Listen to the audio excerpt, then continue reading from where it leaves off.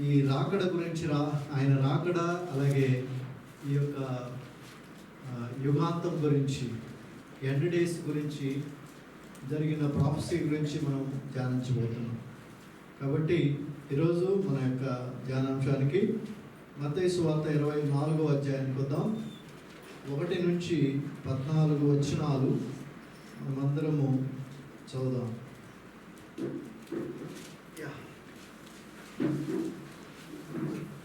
నేను ఒక వచనం చదువుతాను, మీరు ఒక వచనం చదవండి.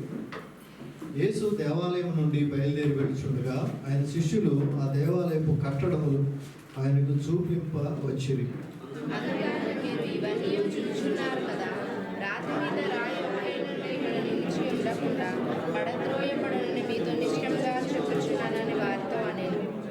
ఆయన ఒలీవల కొండ మీద కూర్చుండి ఉన్నప్పుడు శిష్యులు ఆయన వద్దకు ఏకాంతముగా వచ్చి, ఇవి ఎప్పుడు జరుగును?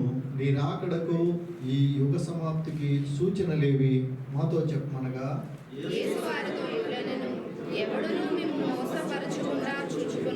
అనేకులు నా పేరిట వచ్చి నేనే క్రీస్తునని చెప్పి పలువురిని మోసపరచెదరు.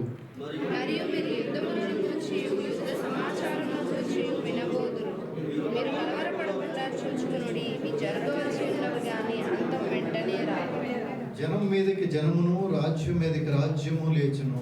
అక్కడక్కడ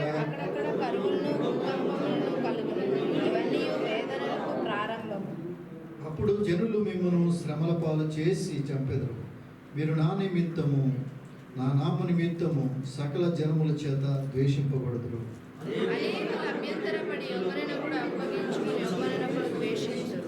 అనేకులైన అబద్ధ ప్రవక్తలు వచ్చి పలువురిని మోసపరచెదరు. అంతం వరకు సహించిన వాడెవడో వాడే రక్షింపబడు.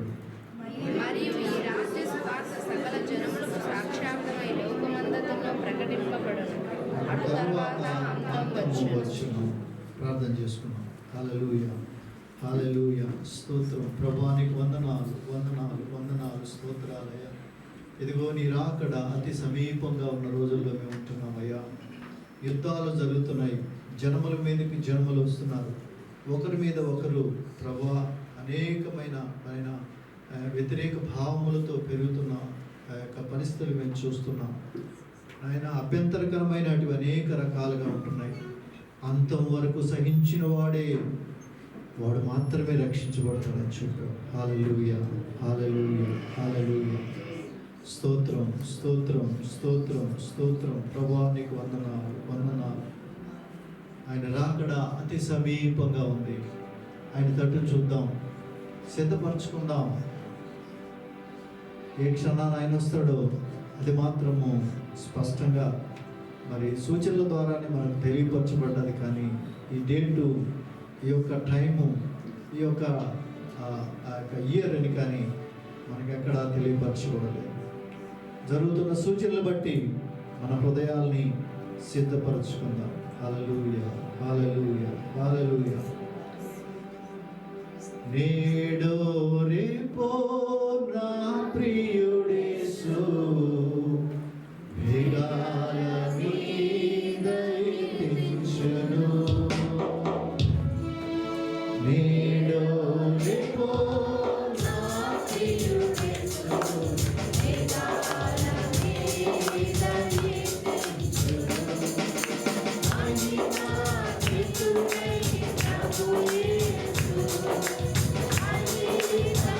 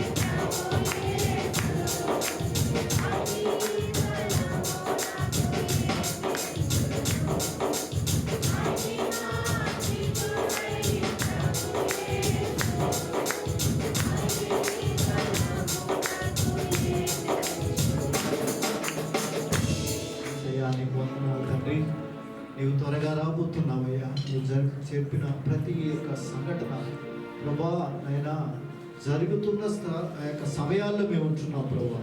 ఆల్రెడీ కొన్ని జరిగిపోయినాయి తండ్రి. అయ్యా నీ రాకడ సమయానికి అతి చేరువుగా మేము ఉంటున్నాం కనుక మమ్మల్ని మేము సిద్ధపరచుకునే సహాయం దయచేయండి. హల్లెలూయా, హల్లెలూయా. దేవానికి వందనాలు, వందనాలు, వందనాలు, వందనాలు. అయ్యా సంఘము సిద్ధపరచబడాలి ప్రభా, సువార్త ప్రకటించబడాలి. ఆయన అనేకుల చేత అభ్యంతరాలు వస్తాయి, కానీ వాటిలో నిలబడే కృప దయచేయండి. ఆయన నీ వాక్యాన్ని మేము ధ్యానిస్తుండగా మా అందరితో మీరు మాట్లాడండి. Speak to us lord. ఆయన నీ వాక్యం ద్వారా మా అందరితో మాట్లాడి బలపరిచి దీవించండి. యేసు నామమున అడిగి ప్రార్థిస్తున్నాం తండ్రి, ఆమేన్. Please be seated.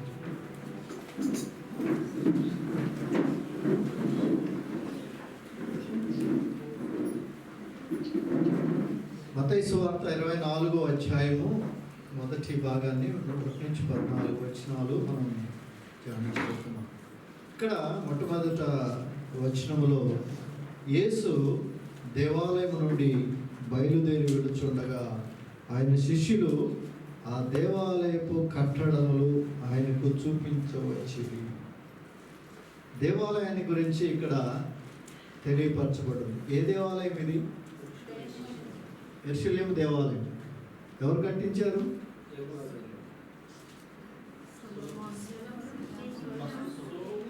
మొట్టమొదటిగా ఈ దేవాలయం అనేది కాన్సెప్ట్ కూడా మరి దావీదు దగ్గర నుంచే మొదలైంది. ఈరోజు దావీదు గురించి నేర్చుకున్నాను కదా. దావీదుకి మనసులో ఒక బాధ వచ్చేసింది. నేను దేవదారు మనవ చేత చేసిన యొక్క మంచి ఇంటిలో నేను ఉంటున్నాను, కానీ మందస్సము దేవుని సన్నిధి మరి ఇంకా గుడారాల్లోనే ఉన్నది అనే ఒక భారం ఆయనలో వచ్చింది. అప్పుడు వచ్చింది యొక్క దేవాలయం. దేవునికి నేను దేవాలయం కట్టించాను. దేవాలయం అంటే దేవుడు ఉండే చోటు. ఇప్పుడు ఆ దేవాలయము మనమే. 1 కొరింథీ 3వ అధ్యాయంలో మనం చూడవచ్చు, లేకపోతే 6లో కూడా చూడవచ్చు. అయితే ఈ దేవాలయాన్ని ఎక్కడ కట్టబడ్డది అంటే యెరూషలేము, ఇశ్రాయేల్. ఇశ్రాయేల్ యొక్క ప్రత్యేకత ఏంటంటే గ్లోబులో చూస్తే it is the centre of the earth. భూలోకానికి మొత్తానికి, భూమికి అంతటి కూడా సెంటర్లో ఉంది. దానిలో సెంటర్లో ఉండేది ఏంటంటే యూదా. దానిలో సెంటర్లో ఉండేది ఏంటంటే యెరూషలేము. యెరూషలేములో సెంటర్లో ఉండేది ఏంటంటే దేవాలయం. కాబట్టి దానికి ఒక ప్రత్యేకత ఉంది. దేవుడు కోరుకున్నాడు, ఆ స్థలాన్ని చూపించాడు. మరి అంతగా దావీదుని దేవుడు మరి హెచ్చించాడు. అయితే ఆయన పాపం చేసినప్పుడు మాత్రం దేవుడు దాన్ని పోనీలే, నా కుమారుడు ఇంత రికమెండ్ చేస్తున్నాడు కదా, ఇంతమందిని చర్చికి తీసుకొస్తున్నాడు, పర్లేదు చేయి బాబు, ఏదో పర్లేదు, నీకు తోచింది చేస్తున్నావు కదా, అట్లా అనలేదు అక్కడ. అట్లా అంటే ఈరోజు చాలామంది భుజాలు తయారుచుకుంటారు. నేను మందిరానికి చాలా సిన్సియర్గా వస్తున్నాను, చాలా సంవత్సరాలు వస్తున్నాను, చాలామంది అనుకుంటాం. కానీ దేవుడు మెచ్చుకోవాలి. ఒకరోజు దేవుడు బడా నమ్మకమైన దాసుడు అనగలిగితే చాలు. నువ్వు ఎవరి మీద పోటీ పెట్టుకుంటున్నావు, ఎవరితో గొడవలు పెట్టుకుంటున్నావు, ఇవన్నీ కూడా పక్కకు పోతాయి. నువ్వు ఎంత భరిస్తున్నావు అన్నీ కూడా రికార్డ్ అయి ఉంటాయి. But one day God is going to see only that thing, that how much faith you have kept in Lord Jesus Christ. దేవుని మీద విశ్వాసం ఉంచి నువ్వు ఎంత ఓర్చుకున్నావు. నేను ఇక్కడ ఓర్చుకోలేకపోయినానయ్యా. ఓర్పు లేకపోతే ఇంకా దేవునికి కోసం ఏమి జీవిస్తావు? ఓర్పు అనేది ఎప్పుడు వస్తుంది? నెక్స్ట్ స్టేజ్ కోసం నువ్వు ఓర్చుకుంటావు. నెక్స్ట్ దేవుని కోసం నిలబడాలనుకుంటే ఓర్చుకుంటావు. ఏమైనా పోయింది ఇప్పుడే నేను తేల్చేసుకుంటానంటే దానికి ఓర్పు అక్కర్లేదు. నిరీక్షించబడు వాటి యొక్క నిజస్వరూపమే విశ్వాసం. నువ్వు అసలు నిరీక్షణలోనే లేకపోతే ఫెయిత్ ఏముంటుంది? కనుక దేనికోసం అయితే మనం ఎదురు చూస్తున్నామో దానికోసం నమ్మకంగా ఉండాలి.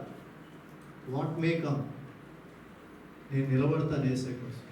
నువ్వు తగ్గించుకుంటావో, శిరస్సు ఇచ్చేసి తెగ నరిగించుకుంటావు, ఐ డోంట్ నో. బట్ చిన్నదానికి బుద్ధులాడేసుకుంటే ఇంకేముంటుంది నీ యొక్క విశ్వాసం? నేను తట్టుకోలేకపోతున్నానండి. చిన్నదే నువ్వు తట్టుకోలేవు, ఇంకా దేవుని కోసం దెబ్బల కోసం ఏం నిలబడతాం? నిన్ననే మనం చూస్తున్నాం, యేసు ప్రభు సువార్తని ప్రకటించడానికి పోతే అసలు ఎందుకు ప్రకటిస్తున్నామని వాళ్ళని కొట్టి వాళ్ళ యొక్క కారును కూడా విధ్వంసం చేసింది. ఇంకా వాళ్ళతో పోరాటం చేసుకుంటే ఉపయోగం లేదు. సాతానుడు అన్ని రకాలుగా ప్రయత్నం చేస్తుంటాడు. కుటుంబం దగ్గర నుంచి బయట నువ్వు పనిచేసే దగ్గర వరకు ఎక్కడికి వెళ్ళినా పనిచేస్తుంటాడు. చివరిగా మనం ఈరోజు తెలియకుండానే లోపలనే ఒక్కొక్కరికి పనిచేస్తూనే ఉంటాడు. కుటుంబంలో చేస్తున్నాడు. దావీదు కుటుంబంలో మరి దేవుడు చూపించిన యొక్క శిక్ష అదన్నీ మనం జ్ఞాపకం చేసుకోవాలి. మనం ఇష్టానుసారంగా చేయకూడదు. దేవుడు మనం చేసిన దాన్ని మన తల మీదకి తీసుకొస్తాడు అనేది గుర్తుపెట్టుకో. నువ్వు దేవుళ్ళలోకి రానంత వరకు అవన్నీ కూడా లెక్కకు రావు. కానీ దేవుళ్ళలోకి వచ్చిన తర్వాత, దేవుణ్ణి తెలుసుకున్న తర్వాత, దేవుడు ఎవరో, ఎంత గొప్ప దేవుడు, ఆయనకి ఎన్ని నేత్రాలు? 7 నేత్రాలు. అంటే ఇక్కడ అక్కడ 7 పెట్టదు. 7 ఇస్ ద నంబర్ కంప్లీట్. మొత్తం చూస్తాడు. నీ ముందు చూస్తాడు, వెనకాల చూస్తాడు. నువ్వు లోపల మనసులో తలంచుకునేది కూడా చూస్తాడు. అందుకని 139వ కీర్తనలో తలంపు నాకు పుట్టక ముందే నువ్వు అది ఎరిగి ఉన్నావు. ఎంత గొప్ప దేవుడు. మనం అనుకుంటాం ఇంకా చేయలేదు కదా, నేను అనుకుంటున్నాను ఈ పని పడదామని. నువ్వు పడదామని పట్టుకున్నావు, అప్పుడే దేవుడు రికార్డ్ చేస్తున్నాడు. వెళ్ళి వ్యభిచారం చేయక్కర్లేదు. ఒక స్త్రీతో వ్యభిచారం చూపు మనసుతో కలిసి ఉంటే ఇట్ ఈస్ ఆల్రెడీ డన్. కింద డన్ అని రాస్తాడు దేవుడు. మన లాజిక్లో ఏమో ఇక్కడేమో ఫిజికల్గా అవి ప్రూవ్ చేయడానికి అవ్వదు, కానీ దేవుడికి అన్నీ అయిపోయినాయి.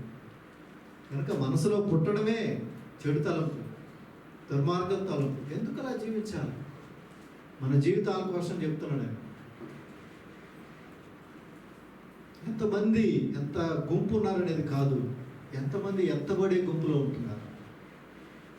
ఈ యొక్క అధ్యాయం అంతా మనం చూస్తే యేసయ్య రాకడ ఉంది. యేసయ్య రాకడలు ఎన్ని ఉన్నాయి?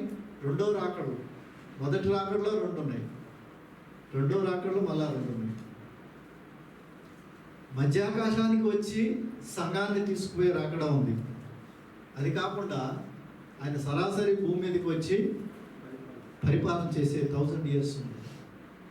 అలా అన్నిటి గురించి ఇక్కడ చెప్పినప్పుడు జాగ్రత్తగా మనం చూడాలి.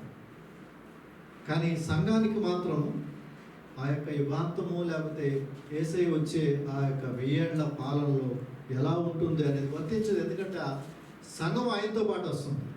ఆమె నువ్వు ఆ దశలో రావాలని మేము కోరుకుంటున్నాం.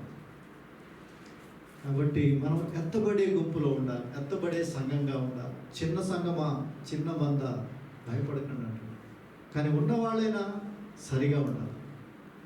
వీళ్ళు ఏమనుకుంటారు, వాళ్ళు ఏమనుకుంటారు అని స్పిరిచువల్గా పడిపోకండి. ఎవరేమనుకున్నా పర్లేదు, నీ ఆత్మీయతని నీవు నిలబెట్టుకోవాలి, నీవు చూపించుకోవాలి. That is the fellowship. ఇంట్లో ఉండి ఏం చూపించుకోలేవు, అందుకని సంఘంకి రావాలి. సంఘంలో నువ్వు మాదిరికరంగా ఉండాలి, ఏదో ఆచార సాంప్రదాయాలకి కానే కాదు. చాలామంది నిలబడలేకపోవడం, అక్కడక్కడ వెళ్ళిపోవడానికి కారణం ఏంటంటే ఈజీనెస్. వచ్చి వెళ్ళిపోతే సరిపోతుంది, చూసి చూడనట్టుగా ఉండిపోతుంది, మాట్లాడుకున్నట్టుగా. ఒకరోజు ప్రసంగం ఇచ్చేసి మళ్ళా సంఘంలో ఇంకెప్పుడు కనబడకుండా డిసిప్లిన్. ఊరికే ప్రసంగం చేస్తే అయిపోదు కదా. ప్రసంగం చేసిన తర్వాత నిలబడాలి. కుటుంబాన్ని, మన సంఘాన్ని అన్నింటినీ కూడా ఒక మాదిరికరంగా నడిపించుకోవాలి. ఈ యొక్క యెరూషలేము యొక్క టెంపుల్ ఎక్కడ ఉందని చెప్పాను? It is the centre of the globe. మనం చూస్తే గ్లోబ్లో సెంటర్లో ఉంటుంది అక్కడ. అయితే ఈ యొక్క దేవాలయం మొట్టమొదటిగా దావీదు మనసులో వచ్చినప్పటికీ కూడా అది కట్టించింది మాత్రం దావీదే. నువ్వు వద్దని దావీదునే దేవుడు పక్కన పెట్టేశాడు. నువ్వు కట్టించడానికి కాదు, నువ్వు బాగా రక్తం ఒలిగించావు కనుక నీ కుమారుడు దీన్ని కడతాడు. అప్పుడు సొలొమోను అన్నీ కూడా సిద్ధపరిచాడు. నేను అన్నీ రెడీ చేస్తాను, మావాడు వస్తానే అలాగే పెట్టి కంప్లీట్ చేస్తాను అంటాడు. నిజమే, సొలొమోనుకి కావాల్సింది అంతా కూడా ఆయన అరేంజ్ చేసి పెట్టాడు. అయినప్పటికీ కూడా సొలొమోను ఆ యొక్క టెంపుల్ని ఎంతకాలంలో కట్టాడు తెలుసా? చూడండి, మొదటి రాజుల గ్రంథం 6వ అధ్యాయం 38.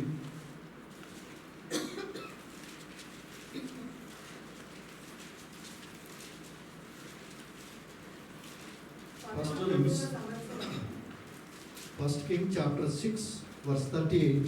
11వ సంవత్సరము బూలు అను 8వ మాసమున దాని ఏర్పాటు చొప్పున దాని ఉపభాగములన్నిటితోనూ మందిరము సమాప్తమాయెను. 7 సంవత్సరములు సొలొమోను దానిని కట్టించుచుండెను. ఎన్ని సంవత్సరాలు? 7 సంవత్సరాలు. 7వ అధ్యాయం 1వ వచనం కూడా చదవండి. సొలొమోను 13 సంవత్సరములు తన నగరును కట్టించుచుండి దాని అంతటిని ముగించెను. మరియు అతడు లెబానోను అరణ్యపు నగరును కట్టించెను. దీని పొడుగు 100 చాలు. ఆయన నగరం ఎంతకాలం కట్టాడండి? 13 అంటే ఎంత కాన్సన్ట్రేట్ చేసి ఉంటాడు కదా. 7 సంవత్సరాలు మందిరాన్ని, అది 2 కలుపుకుంటే 20 ఏళ్ళు పట్టింది ఆయన ఎస్టాబ్లిష్మెంట్కి. సొలొమోను కూడా బాగా ఎస్టాబ్లిష్ అయ్యాడు. అందులోనే షాబారాణి వచ్చిందాక బ్రదర్ చెప్పినట్టుగా వచ్చి చూసి మీరంతా ధన్యులు, సొలొమోను మిమ్మల్ని ఏడుతున్నాడు అని చెప్పేసి బాగా పొగిడేసింది. పొగిడి ఆయన జ్ఞానం బాగా పెరిగిపోయింది. ఎంతగా పెరిగిందంటే ప్రజలు ఎంత ఇబ్బంది పడుతున్నారు, ఆయన దగ్గర వేల మంది బాగా ఫెడప్ అయిపోయారు. నా మీద బరువులు పెడుతున్నాడు, దాసుల్లాగా చూస్తున్నారు, చాలా విసిగిపోయారు, బరువులు మొయ్యలేకపోతున్నాం అన్నట్టుగా వెళ్ళిపోయారు. కానీ దేశంలో అంతా కూడా బాగా సుఖక్షేమం అంతా వచ్చేసింది. దావీదు సమయంలోనే అన్ని కంట్రోల్ చేశారు. చాలా శాంతికరమైన పరిపాలన అంతా ఉండేది. ఆ టైంలో ఈయన దేవాలయాన్ని కట్టి ముగించాడు. మరి ఇంత చేసినప్పుడు దేవుడు ఒక వాగ్దానం ఇచ్చాడండి. అక్కడ మొదటి రాజుల గ్రంథం 9వ అధ్యాయం సొలొమోను ప్రార్థన చేస్తాడు. అంతా అయిపోయిన తర్వాత, మా నాన్నకి ఇది వాగ్దానం ఇచ్చావు, లేకపోతే దర్శనం ఇచ్చావు, నేను కట్టేటట్టు చేశాను, దీని మీద మరి మీ సన్నిధి ఉంచండి నేను బాగా ప్రార్థన చేస్తాడు. అప్పుడు యెహోవా దేవుడు ఒక ఉత్తరం ఇస్తాడు ఆయనకి.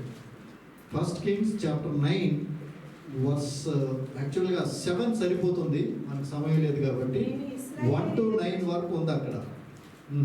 నేను ఇశ్రాయేలీయులకు ఇచ్చిన ఈ దేశంలో వారిని ఉండనీయగా వారిని నిర్మూలన చేసి నా నామమునకు నేను పరిశుద్ధపరిచిన ఈ మందిరము నా సముఖంలో నుండి కొట్టివేశాను.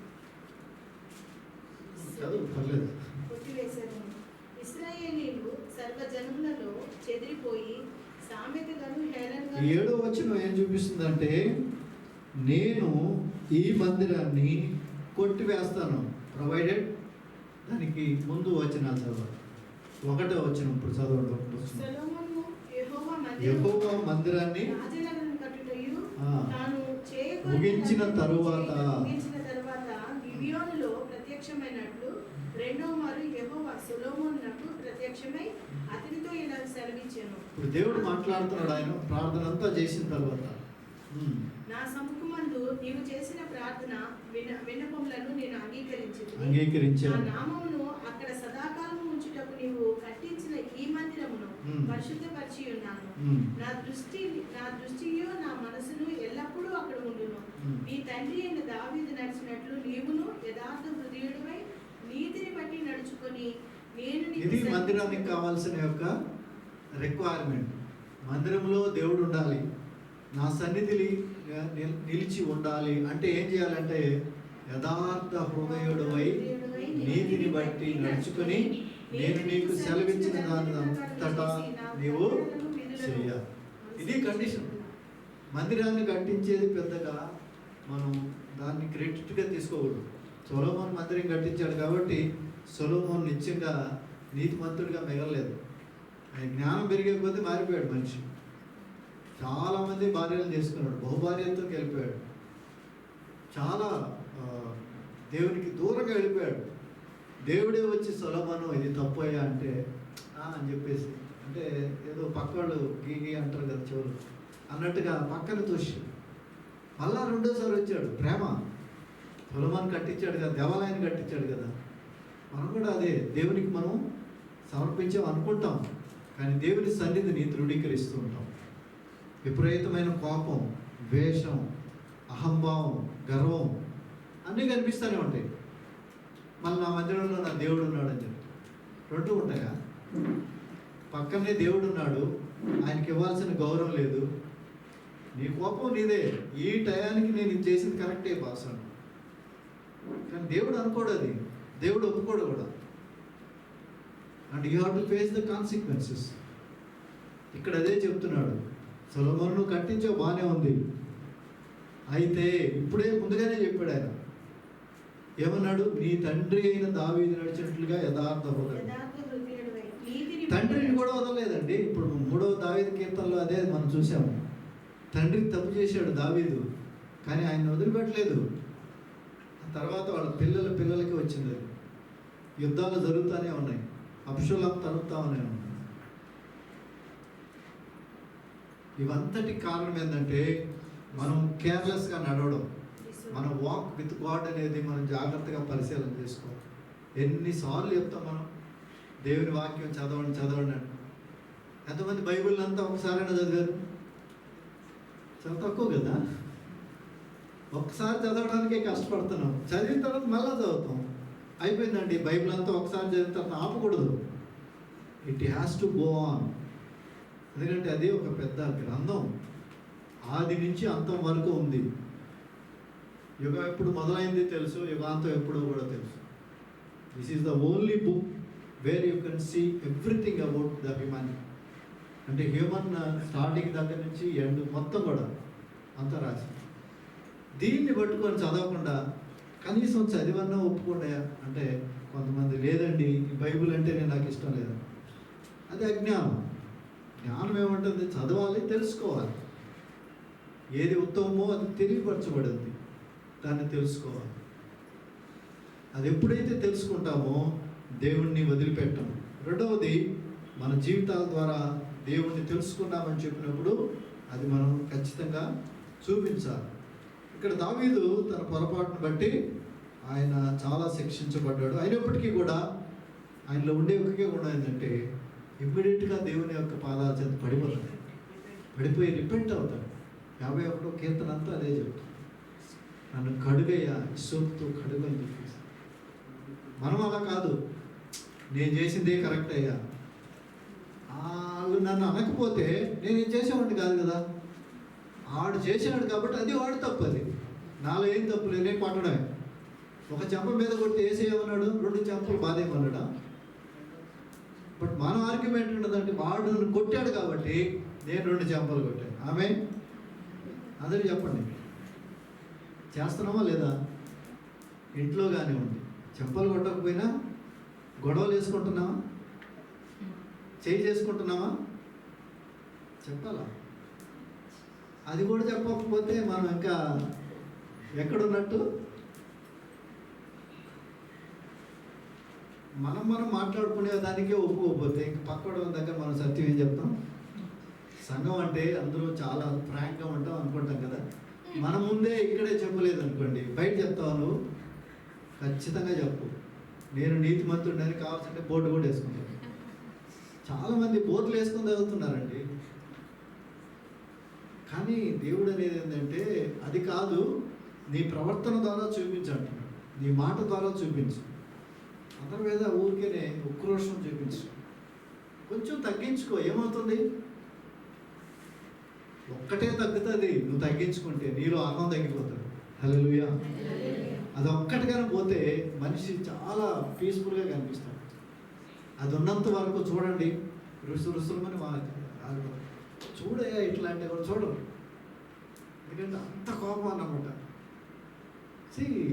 క్రిస్టియానిటీ అనేది ఏదో not a bed of roses కదా. His life is not like that. మీరు అనుకుంటూ ఉంటే మారండి. ఈరోజైనా చెప్తున్నాను, అది ఎప్పుడైతే మారుతుందో ఆ క్షణమే దేవుడు కార్యం మొదలు పెడతారు నీ దగ్గర. హల్లెలూయా. జస్ట్ అదే క్షణంలో మొదలు పెడతాడు. నేను కాదు, నేను కాదు, నేను క్రీస్తుతో కూడా సిలువ వేయబడి ఉన్నాను, ఇక జీవించినది నేను కాదు. నేను చెప్పేసి బయటికి వెళ్ళి నేనే జీవిస్తున్నాను. నేను ఈ బైబిల్ని ఒక్క నిమిషం అట్లా పక్కన పెడితే నేనేంటో చూపిస్తాను. ఎక్కడి నుంచి వచ్చినవన్నీ? మార్పు చెందాలండి. మారిన మనిషి మారిన విధానమే చూపించాలి. నేను ఒక్క నిమిషం పక్కన పెడతాను, వాళ్ళందరినీ అంత చూసుకొని వచ్చి మళ్ళా దేవుని అక్కడేమన్నా క్షమాపణ కోరాడా? లేదు. వాళ్ళు అలా చేశారు ప్రభు, వాళ్ళకి ఆ విధంగా చేయకపోతే వాళ్ళు నా మీద ఇట్లాగే చేస్తుంటారు. యేసు ప్రభు శిష్యులు కూడా అన్నారు, అయ్యా సువార్తకి వెళ్తుంటే వాళ్ళు రానివ్వడం లేదు, కాల్చేయమా అని చెప్పన్నాడు. అగ్ని వేసి కాల్చేస్తామన్నాడు. వేసేస్తూనే అంటున్నారు, అరే మిమ్మల్ని అందుకోసం నేను పంపించలేదు, సువార్తను ప్రకటించమని. సువార్త ప్రకటించమంటే వీళ్ళు కాల్ చేసి వస్తామంటున్నారు. దేవుడు అలా కోరుకోవడం లేదు. ఈరోజు నువ్వు ఎంత పరిచర్య చేస్తున్నావు? నీ ద్వారా ఎవరైనా మందిరానికి వస్తున్నాడా? లేకపోతే నీ మందిరాన్ని చూసి ఇది మందిరం కాదు, యాక్చువల్గా నువ్వే మందిరం, ఇది సహవాస స్థలం, it is a place where we worship the lord.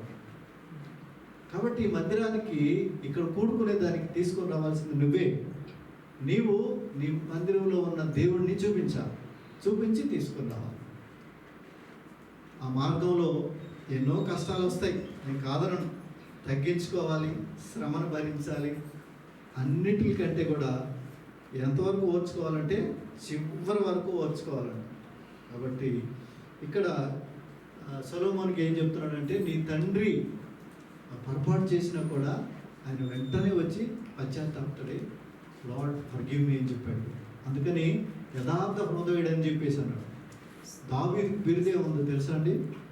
దావీదు నా హృదయానుసారం. నా హృదయం ఎట్లాంటిదంటే తప్పు చేసినా కూడా వెంటనే రిపీట్ అవ్వాలి. దేవుడా క్షమించుకో అని చెప్పి ఇట్లా కాదు, నేను అది చేశాను నువ్వు కొంచెం క్షమించుకో అట్లా కాదు. దేవుని దగ్గర కన్నీటితో వెళ్ళాలి. I'm sorry lord, I should not have done like this, నేను ఇట్లా చేయించకూడదు, అలా జరిగి ఉండకూడదు అని రిపీట్ అయితే దేవుడు వెంటనే తుడిచేస్తాడు. 1 యోహాను పత్రికలో 1:7 అంటాడు, మీరు ఆయన దగ్గరికి వెళ్ళి క్షమాపణ అడుగుతూ ఉంటే ఆయన రక్తం మిమ్మల్ని పరిశుద్ధపరుస్తూ ఉంటుంది. అలా అని చెప్పి దాన్ని ప్రాక్టీస్ చేయమని కాదు, జరిగితే పెట్టాలి. ఒక్కొక్కసారి దాన్ని ప్రాక్టీస్గా చేయకూడదు. ఏసఐ రక్తం ఉంది కాబట్టి నేను ఇక్కడ పోయి కొట్టేసి వద్దాను, మళ్ళీ వచ్చేసి ఏసఐ రక్తం తీసుకొడుకుంటాను అంటే మోసం. ఉంది మారు మనసు లేదు, సరైన మారు మనసు కాదు. అన్ఫార్చునేట్ కండిషన్స్లో అలాంటివన్నీ కూడా చేయాలి. ఇక్కడ ఏమన్నాడంటే, సొలొమోను నీ తండ్రి వలె నువ్వు చేయవాలి. 5వ వచనం ఏమన్నాడు తెలిసిన, ఇన్ కేస్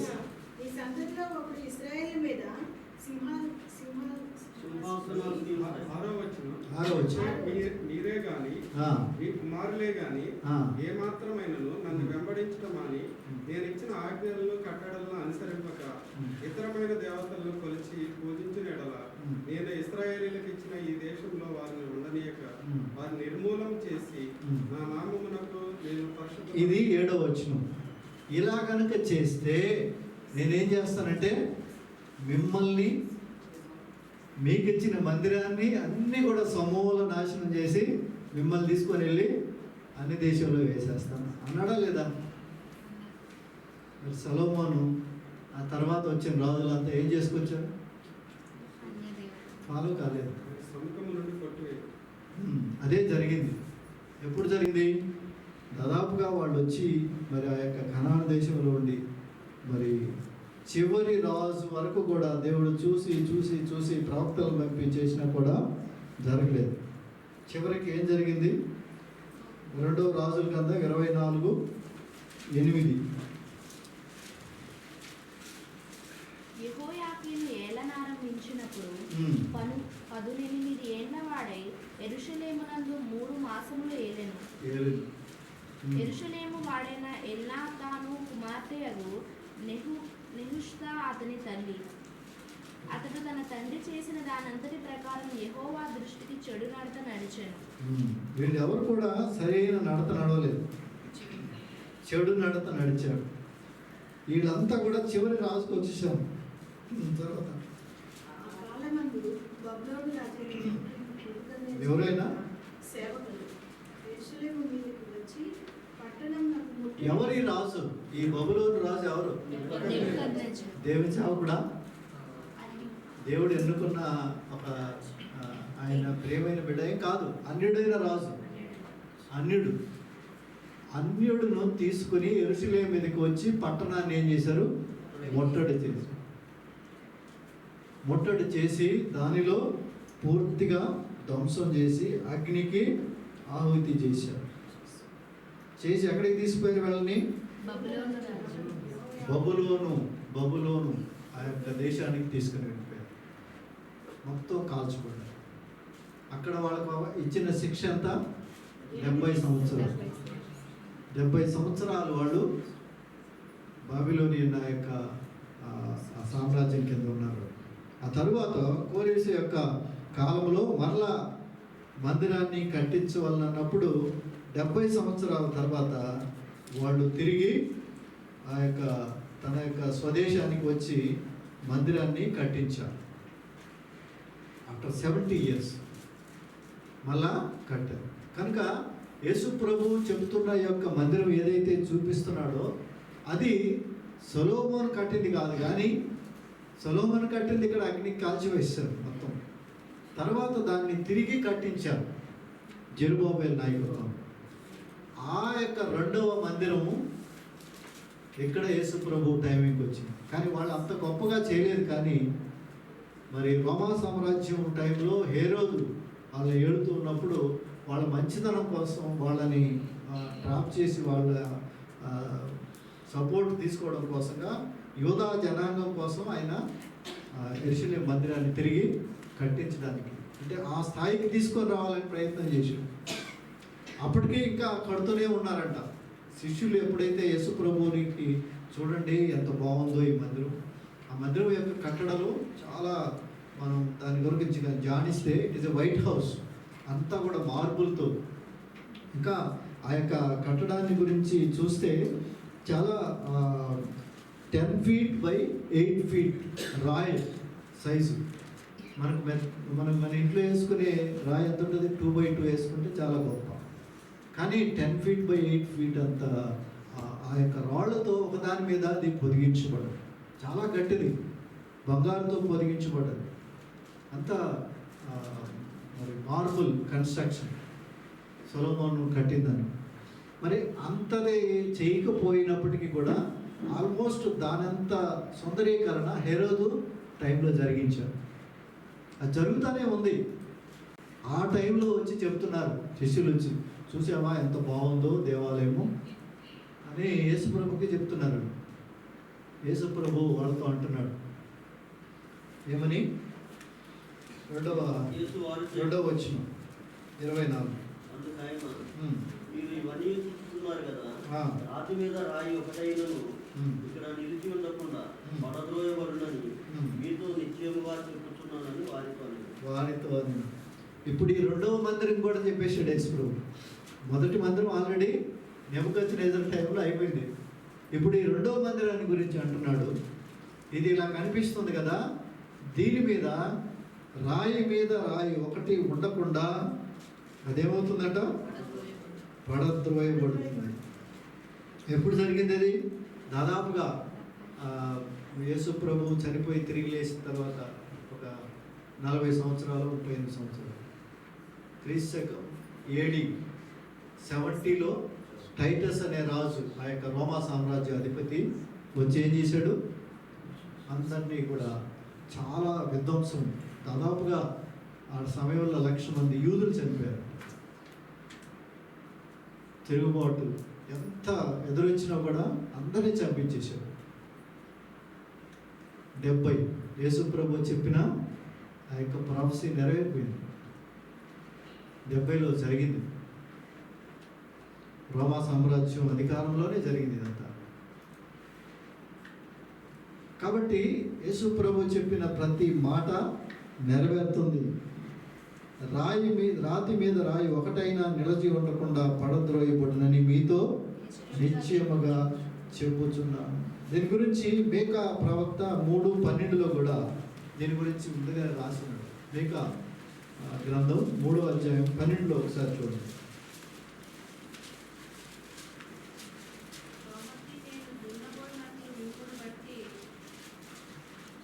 కాబట్టి చేను దున్నబడినట్లు చేను దున్నబడినట్లు మిమ్మల్ని బట్టి సియోను దున్నబడును. చేను దున్నబడినట్లు మిమ్మల్ని బట్టి చేను దున్నబడినట్లు మిమ్మల్ని బట్టి సియోను దున్నబడును. సియోను దున్నబడుతుంది అంటే ఈ యొక్క మందిరాన్ని గురించి అక్కడ ఇంకా దాని తర్వాత కూడా ఉంది. యెరూషలేము రాళ్ల కుప్పలగును, మందిరమున్న పర్వతము అరణ్యములో ఉన్న ఉన్నత స్థలం, అంటే అరణ్యం లాగా అయిపోతుంది అనేసి. ఇది దేవుని యొక్క మరి ఉగ్రత వాళ్ళ మీద పడ్డది. ఎందుకు ఇదంతా వచ్చింది అంటే మందిరములో చేయకూడని పనులన్నీ జరుగుతున్నాయి. మందిరములో సూర్యదేవత నమస్కారం చేస్తున్నారు, మందిరంలో విగ్రహారాధన జరుగుతుంది. సో ఈ మందిరాన్ని మనం జాగ్రత్తగా కాపాడుకోవాలి. ఏ రకాలైన పనులు జరుగుతూ ఉన్నాయి, ఎలాంటి ఆలోచనలు జరుగుతూ ఉన్నాయి, జాగ్రత్త. ఏదో ఇక్కడ చదువుకుంటున్నాం కదని కాదు, మన దేవాలయం గురించి కూడా మనము జాగ్రత్తగా చూసుకోవాలంట.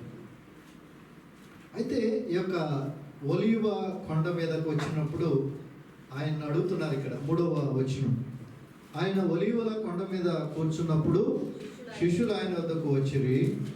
ఇవి ఎన్నడూ జరుగును, ఆ, ఈ రాకడకును యుగ సమాప్తికి సూచనలేవి మాతో చెప్పమనగా. 2 చెప్తున్నారు. ఇప్పుడు ఏమని?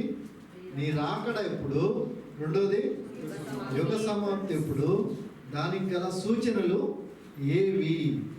ఇవి యేసు ప్రభుని ఒలీవ కొండ మీద కూర్చున్నప్పుడు అడుగుతారు. అప్పుడు ఆయన ప్రారంభించారు.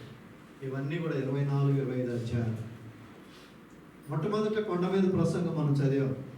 అక్కడ 5, 6, 7 అధ్యాయాలు జాగ్రత్తగా చదవండి. అవి దేన్ని చూపిస్తున్నాయి? యేసు ప్రభు యొక్క రాజ్య పరిపాలన, కింగ్డమ్ ఆఫ్ గాడ్లో ఉండాల్సిన విధులు ఎలాంటివి చదివారా?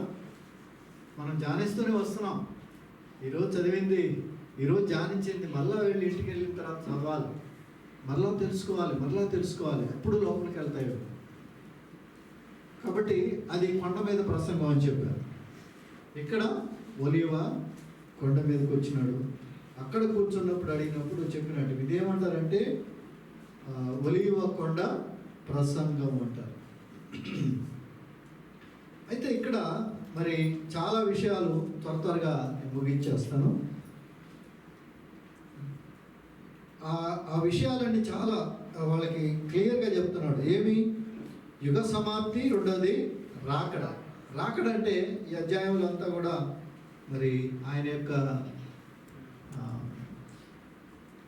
రెండవ రాకడ భూమి మీదకి వచ్చే యొక్క యుగాంతం గురించి కూడా తెలియపరచబడింది.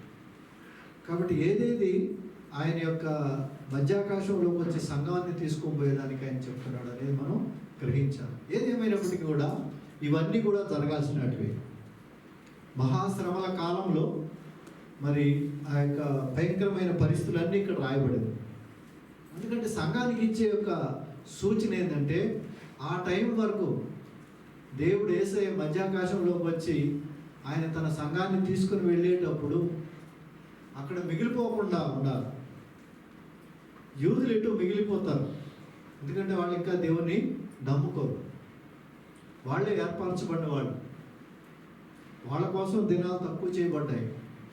మహాశ్రమల కాలంలో ఏదైతే ఈ యొక్క 70 ADలో మందిరం పాడైపోయిందో అదే మందిరం నమూనా కట్టబడుతుంది. ఆమె యెరూషలేములో మందిరం కట్టబడుతుంది. Not now, but it is ready. మనకని ఇశ్రాయేల్ చరిత్రని కొంచెం జాగ్రత్తగా గమనిస్తే ఎన్నుకున్నబడ్డ వాళ్ళు సిద్ధంగా ఉన్నారు నమూనాతో. ఇప్పుడు ఏముంది ఆ యొక్క స్థలంలో? మీరు బాగా పరిశీలన చూస్తే ఎంప్టీగా లేదు. అది ఏముంది అక్కడ? ముస్లిం టోప్ ఉంది అక్కడ, కట్టేస్తున్నారు అక్కడ ఆల్రెడీ. చాలా పెద్ద యుద్ధమే జరుగుతుంది. అంత ఈజీగా ఒప్పుకోరుదని, నేను కట్టుకోండి పర్వాలేదని చెప్పాలి. It's not going to be so easy that. కానీ వీళ్ళంతా పగడ్బందీగా తయారవుతున్నారు యూదులు. యూదులకు దేవుడు మరి ఎన్నుకున్న జనాంగంగా పేరు. మందసం కాదు, మొత్తం కోల్చివేయబడ్డది కదా. ఇంకెక్కడ మందిరమే లేదు.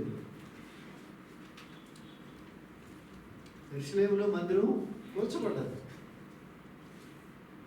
అదే యేసు ప్రభు యొక్క ప్రాఫెసీ. రాయి మీద రాయి ఒకటైనా ఉండకుండా కోల్చబడుతుంది, మొత్తం ధ్వంసం చేసి. కాబట్టి ఈరోజు మరి తిరిగి ఆ యొక్క మందిరము కట్టబడుతుంది. ఆ మందిరంలోకి ఆ యొక్క రాకూడనిది ఏదైతే అపవిత్రమైనదో అది నాశకరమైన హేయ వస్తువు వచ్చి కూర్చుంటుంది అక్కడ. అంటే దీని యొక్క ప్రొఫెసీస్ అన్నీ కూడా రెండుగా ఉంటాయి. నాశనకరమైన హేయ వస్తువు దాని మీద కూర్చుండుట చూడగానే అంటాడు. ఆల్రెడీ యేసు ప్రభు ఏదైతే మందిరంలో ప్రవేశించాడో దానికంటే ముందుగా యేసుక్రీస్తుకు ముందుగా BC 170లో మరి అదేవిధంగా ఆ పరిశుద్ధ స్థలాన్ని అపవిత్రపరిచిన వ్యక్తి ఆల్రెడీ వచ్చాడు. Antiochus Epiphanes. ఆ రాజు ఏం చేశాడంటే ఈ యొక్క యూదులందరినీ ఊచకోత గోయించాడు. వాళ్ళు ఎందుకు నన్ను పూజించడం లేదు, ఎందుకు ఓన్లీ వాళ్ళ దేవుడే అంటాడు. బాగా విరక్తి చెంది వాళ్ళందరినీ ముట్టడేసి ఆ యొక్క బలి పశువు ఏదైతే వాళ్ళు చేస్తారో ఆ బలి ఇచ్చిన తర్వాత దానిలో పంది రక్తం కల్పించి అక్కడ ఆఫరింగ్ చేసేవాడు. ఇంత భయంకరంగా చేశాడు. ఆల్రెడీ జరిగింది అది, అపవిత్రపరిచారు. మళ్ళీ దాని తర్వాత మళ్ళీ యూదులు వాళ్ళు మళ్ళా రివోల్ట్ అయ్యి ఒక గుంపుగా చేరి మళ్ళీ వాళ్ళు దాన్ని స్వాధీనపరచుకున్నారు, మళ్ళా పరిశుద్ధపరిచారు. అయితే ఇక్కడ జరిగిన దాని గురించి కాదు కానీ జరగబోయే దాని గురించి దేవుడు చూపిస్తున్నాడు. యేసయ్య దానియేలు గ్రంథంలో ప్రకటించింది కూడా రాబోయే దాని గురించే. దానియేలు గ్రంథం 12వ అధ్యాయంలో ఉంటుంది అన్నమాట. అయితే ఇక్కడ కూడా 15వ వచనంలో ఉంటుంది. నాశనకరమైన హేయ వస్తువు పరిశుద్ధ స్థలం ఉందో చూసినప్పుడు మీరు చదువువాడు గ్రహించాలి, అది వచ్చినప్పుడు. కానీ ఇదంతా కూడా యేసు ప్రభు యొక్క రెండవ రాకడ భూమి మీదకి రాబోయే ముందుగా జరిగేది మహాశ్రమల కాలం. అప్పటికి సంఘము ఎత్తబడుతుంది. కాబట్టి విశ్వాసులుగా మనం అందరం చేయాల్సింది ఒకటే, ఆయన ఏ క్షణాన్ని వస్తాడో తెలియదు, ఏ టైమో తెలియదు. ఫర్గెట్ అబౌట్ ఆల్ అవర్ చిన్న హెచ్చింగ్స్ ఉంటాయి, ఇంట్లో సమస్యలు ఉంటాయి, వాటన్నిటి వదిలిపెట్టండి. Concentrate on the rapture.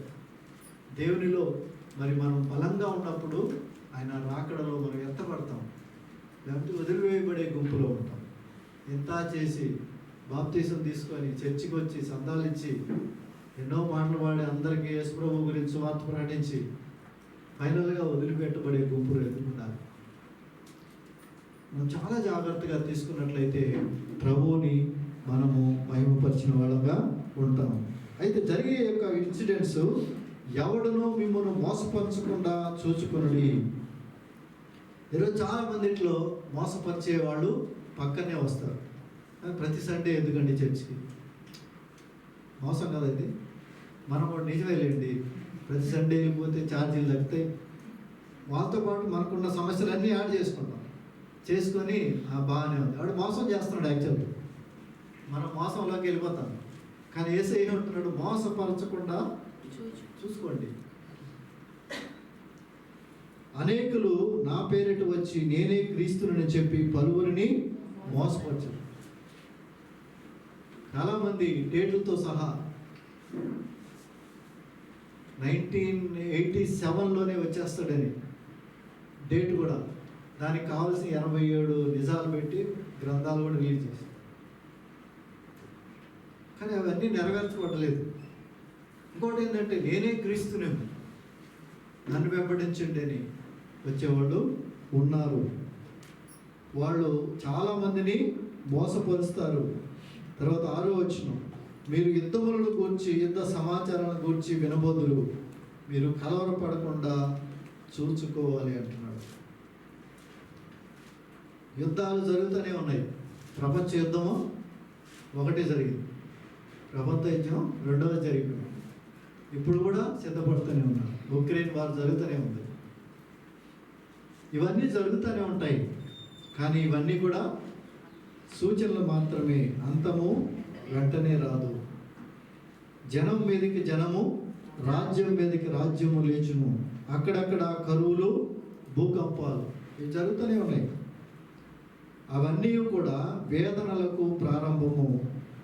అప్పుడు జనులు మిమ్మను శ్రమల పాలు చేసి చంపెదరు. మీరు నా నామము నిమిత్తము సకల జనముల చేత ద్వేషించబడుదురు. కాబట్టి ద్వేషించబడతానే అయ్యో దేవుడు నా దగ్గర లేడే, నేనేమన్నా పొరపాటు చేశాను, తప్పు చేశాను అనేది కాదు. ద్వేషించబడతావు because you are holding on to the rightness. నీతి కోసం నువ్వు పట్టుబడుకొని ఉన్నావు. దానికోసంగా నిన్ను ద్వేషిస్తున్నారు. నీ బంధువులు ద్వేషిస్తారు. ఎందుకంటే నేను ద్వేషించబడాలి అట్లా అనుకోకూడదు. యేసు ప్రభువు కోసం అంటున్నావు. సకల జనముల చేత ద్వేషించబడతారు. అనేకులు అభ్యంతరపడి ఒకరినొకడు అప్పగించి ఒకరినొకరు ద్వేషిస్తారు. ఆ పరిస్థితిలోకి వెళ్లకుండా చూసుకోవాలి. అనేకులైన అబద్ధ ప్రవక్తలు వచ్చి పలువురిని మోసపరుస్తారు. అబద్ధ ప్రవక్తలు వీళ్ళు ఏం చేస్తారంటే మరి కొన్ని సూచక్రియలు చేస్తారు. రక్షణలో నుంచి తొలగించడానికి కూడా చేస్తారు. రకరకాలైన మోసపూరితమైన సిద్ధాంతాలు తీసుకొని వస్తారు. అనేక డినామినేషన్లో జరుగుతూనే ఉన్నాయి. అక్రమం విస్తరించుట చేత అనేకుల ప్రేమ చల్లారిపోయింది. అంతం వరకు సహించిన వాడెవడే వాడు మాత్రమే రక్షించబడు. నేను ఇందాకనే చెప్పాను, ఈ రక్షణ కాపాడుకునే దానికి చాలాసార్లు చాలా ఆటంకులు ఎదురవుతూనే ఉంటాయి. కుటుంబంలో ఎదురవుతాయి, బయట ఎదురవుతాయి. కానీ చివరి వరకు నీ రక్షణ నువ్వు కాపాడుకోవాలి. తర్వాత ఈ రాజ్య సువార్త మరి ఎక్కడి వరకు ప్రకటించబడాలండి? లోకమందంతటా ప్రకటించబడాలి. కాబట్టి ఈ లోకమందంతటా ప్రకటించబడినప్పుడు అటు తర్వాత ఏమొస్తుంది? అంతం. అంతం అంటే ఏంటి? యుగ సమాప్తి. ర్యాప్చర్ కాదు, యుగ సమాప్తి గురించి చెప్తున్నాడు. మనం ప్రకటిస్తే, మనం సువార్త ప్రకటిస్తే వెంటనే అంతం వచ్చేస్తుంది కాదు. ఈ యొక్క సువార్త ప్రకటించబడుతుంది ఇప్పటికి కూడా దాదాపుగా 99% దాకా. ఎందుకంటే ఇంటర్నెట్ ద్వారా it is extended to all the countries, all locations. కనుక అన్ని రకాలుగా వాళ్ళకి యాక్సెస్ అయితే ఉంది. ఆ తర్వాత వాళ్ళు చూసి తీసుకుంటారు అనేది వాళ్ళ ఇష్టం. But it is almost reach. But still అంతం అంటున్నారు కాబట్టి ఇది దేన్ని సూచిస్తుందంటే even the 7 years the tribulation time, మహాశ్రమల కాలంలో కూడా అనదర్ ఈవెంట్ జరగబోతుంది. భూలోకానికి అంత సువార్త తీసుకొని వెళ్ళేవాళ్ళు మనుషులు కాదు. ఆకాశ మధ్యాన ఒక 2 దేవదూతలు వచ్చి ఈయనే నిజమైన దేవుడు, ఈయన నమ్మండి, ఈజ్ ద లార్డ్, ఆయన్ని సేవించండి అని భూలోకం మొత్తం మీదకి ఆకాశంలో నుంచి 2 దూతలు వస్తున్నాయి. దూతల శబ్దాన్ని విని చెవులు మూసుకునే వాళ్ళు కూడా ఉన్నారు. ఆ టైంలో కూడా ఒప్పుకొని ఉన్నారు. అది మహాశ్రమల కాలం కాబట్టి అప్పుడు ఖచ్చితంగా చేరిపోతుంది. ఇంకా ఏ నెట్ అక్కర్లేదు, ఎవరు చెవులు మూసుకునేదానికి లేదు. ఆకాశం నుంచి వస్తుంది వాయిస్. చాలామంది అంటారు ఆకాశం నుంచి ఏదైనా వాయిస్ వస్తే మేము వింటామండి అంట. కొంతమంది ఏంటంటే మృతుల్లో నుంచి వచ్చిన తర్వాత నేను వింటానంట. లాజరు ధనవంతుడు స్టోరీలు ఏమన్నాడు? చనిపోయినాడు కదా లాజరు, తిరిగి లేచిపోతే మా వాళ్ళు వింటారు అన్నాడు. లేదు వాళ్ళు వినరు అని చెప్తారు. కాబట్టి వినని వాళ్ళు అప్పటికీ ఉన్నారు. కాబట్టి ఈ యొక్క ప్రకటన గ్రంథంలో 14వ అధ్యాయము 6, 7 వచనాలు చూస్తే ఈ యొక్క దూతలు వెళ్ళి భూదిగంత సువార్తను ప్రకటిస్తున్నాయి. మనం ఆల్రెడీ ధ్యానం చేశాం. అప్పుడు మరి ఒక దూతను చూచితిని. అతడు నివాసులకు అనగా ప్రతి జనమునకును ప్రతి వంశమునకును ఆయా భాషలో మాట్లాడు వారికి ప్రతి ప్రజకును ప్రకటించినట్లు నిత్య సువార్త తీసుకుని ఆకాశ మధ్యమున ఎగురుచుండెను. అతడు మీరు దేవునికి భయపడి ఆయనను మహిమపరచుడి, ఆయన తీర్పు తీర్చు గడియ వచ్చెను కనుక ఆకాశమును భూమిని సముద్రమును జలధారలను కలుగజేసిన వానికే నమస్కారం చేయడని గొప్ప స్వరముతో చెప్పాను. ఇక్కడ చూసారా? అప్పుడు మరి యొక్క దూతలు ఇక్కడ రంగంలోకి వస్తున్నాయి. ఆ దూత మరి వచ్చి ప్రకటిస్తూ ఉంది. మరి మహాశ్రమల కాలంలో విశ్వాసులంతా వెళ్ళిపోయిన తర్వాత సువార్త ఎక్కడ ప్రకటించబడుతుంది? అక్కడ ఒక ఇద్దరు ప్రవక్తల్ని దేవుడు తీసుకొస్తున్నాడు. మోషే, ఏలియా లాంటి వాళ్ళు. వాళ్ళిద్దరి ద్వారా దేవుడు సువార్తను ప్రకటిస్తాడు. ఆ సువార్త ద్వారా యూదులలో 144,000 మంది రక్షించబడతారు. ఒక్క యూదుడే 12 మంది యూదులు కదా శిష్యులు, భూలోకాన్ని తలకిందులు చేసేసారు. ఇక్కడ 144,000 మంది రక్షించబడుతున్నారు ఆ ఇద్దరు ప్రవక్తల ద్వారా. ఆ తరువాత వాళ్ళ ద్వారా అనేకులు రక్షించబడతారు. అప్పటికీ కాకుండా ఈ ఆకాశంలో ఎగిరే దూత నలుమూలలా వెళ్ళి ప్రకటిస్తుంది. సో సువార్త రీచ్ అయిపోతుంది. ఇట్స్ నాట్ నౌ, అది మహాశ్రమల కాలంలో, 7 ఏళ్ళ మహాశ్రమల కాలం. దాన్ని తప్పించుకునే దానికి మనమంతా కూడా ఇప్పుడే సిద్ధపడాలి. సంఘం చేయాల్సిందే. కనుక విశ్వాసులకి మరి దేవుడు ఒక వాగ్దానం ఇచ్చాడు. యోహాను సువార్త 14వ అధ్యాయం 2వ వచనం, ఇదిగో నేను వెళుచున్నాను, నేను మీకు స్థలము సిద్ధపరచడానికే వెళుతున్నాను. సిద్ధపరిచిన ఎడల మరలా వచ్చి నేనుండు చోట మీరు ఉండునట్లు మిమ్మల్ని కూడా నేను తీసుకొని పోతాను. ఇది నిరీక్షణ, ఇది మన యొక్క ఆశ. దానికోసం చూస్తున్నాం. అంతేగాని ఒకళ్ళని కొట్టుకోవడానికి కాదు, ఒకళ్ళ మీద ద్వేషం పెట్టుకోవడానికి కాదు. ద్వేషాన్ని పక్కన పెట్టండి, కుప్పలో వేసి. Let us look to the Lord who has given this salvation. Yesayya ఇచ్చిన రక్షణను కాపాడుకున్నాం. యేసయ్య కోసం జీవితం, ఎవరినో పోవడానికి, ఎవరికో కోసం కాదు. యేసయ్య కోసం నిలబడినప్పుడు ఇవన్నీ కూడా పక్కకు పోతాయి. మనం వాటి మీదనే కాన్సన్ట్రేట్ చేస్తాం. మీరు తిరిగి లేపబడిన వారైతే పైన వాటిని వెతుకుని క్రీస్తు అక్కడ తండ్రి కుడి పార్శ్వమున కూర్చున్నాడు. కాబట్టి ఆయన తిరిగి వచ్చి తీసుకుని వెళ్తానన్నాడు. కనుక ఆ రాకడ కోసం, ఆయన కోసం మనం ఎదురు చూస్తూ ముందుకు వెళ్ళినట్లయితే మనం అందరం కూడా మరి ఆ యొక్క ఎత్తబడే గుంపులో ఉంటామండి.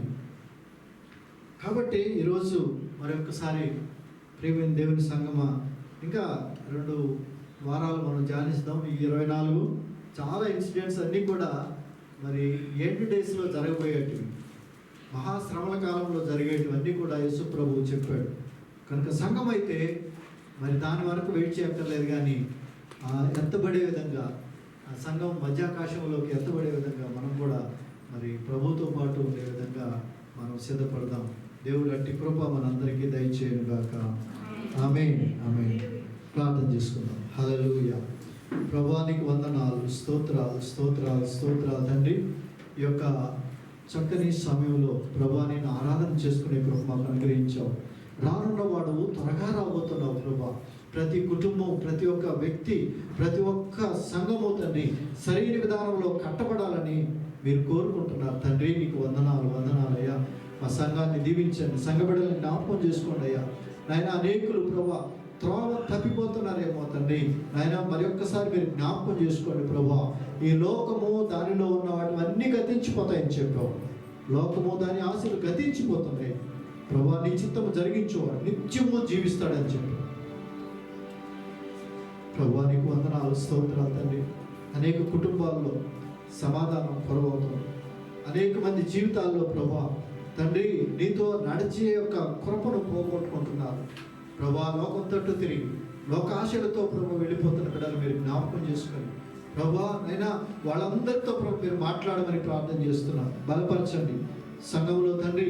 అయినా ఉజ్జీవం రావాలి అయ్యా. నీ కొరకు జీవించడానికి ఒక తీర్మానం చేసుకోవాలి. ఈ లోక ఆశలతో వెళ్ళేవాడు ప్రభా నీ తట్టు తిరగడానికి కృప దయచేయండి. ప్రతి ఒక్కరిని బలపరచండి. దేవానికి వందనాలు. కుడి వచ్చిన ఒక్కొక్కరిని మీరు పేరు పేరున దీవించండి, బలపరచండి. రాన్నవాడు ప్రభా నాయన మేఘాల మీద త్వరగా రాబోతున్నావు. దానికి కావలసిన సూచనలు మీరు ఇస్తున్నారు. సంఘం ప్రభా అయినా సార్వత్రిక సంఘముగా ఎత్తబడే రోజుకు మేము ఎదురు చూస్తున్నాం అయ్యా. సహాయం చేయండి ప్రభా.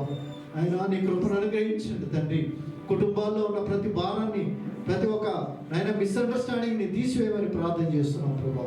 కుటుంబం తండ్రి సంఘములో ఆయన ప్రధానమైన భూమికను పోషిస్తుంది కనుక అలాగా కుటుంబాలు కట్టబడడానికి ఆయన సాతాను తీసుకునే ప్రతి అడ్డును యేసు నామములో బంధిస్తున్నాం.